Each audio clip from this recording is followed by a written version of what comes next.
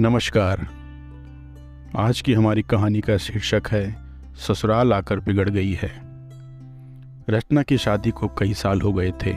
सब बढ़िया था।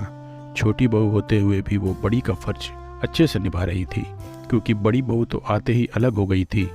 रचना के सास ससुर को हम हर काम के लिए रचना को ही कहना पड़ता था, फिर भी वो उसकी बुराई करना नहीं छोड़ते थे।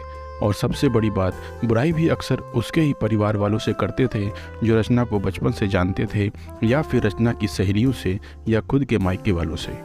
पहली बार जब शादी के बाद रचना की दोस्त आई, तो सासू माँ ने उससे ही रचना की बुराई करनी शुरू कर दी।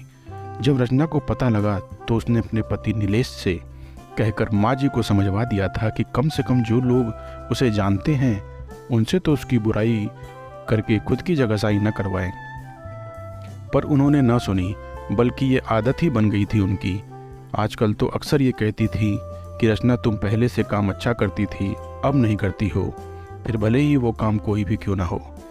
रचना की बुआ उसके ससुराल आई थी, तब सासू माँ की किटी पार्टी भी थी। वो बुआ को भी साथ ले गई और आदतन सबके सामने ही रचना की बुराई करने लगी। कहने लगी, रचना पहले सब अच्छा काम करती थी, पर अब कोई काम ठीक से नहीं करती।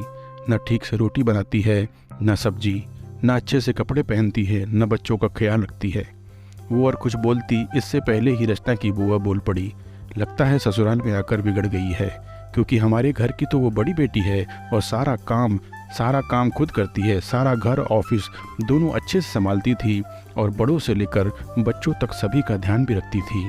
आपके यहाँ आकर बिगड़ गई है। ऐसा कीजिए, महीने 2 महीने के लिए जमाई साह के साथ उसे मायके भेज दीजिए, हम सुधार कर भेज देंगे।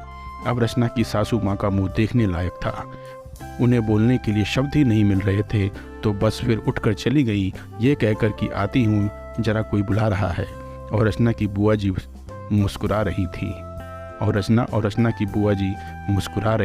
अगर आपने हमारे चैनल को सब्सक्राइब नहीं किया तो सब्सक्राइब करें और बेल आइकन को जरूर दबाएं।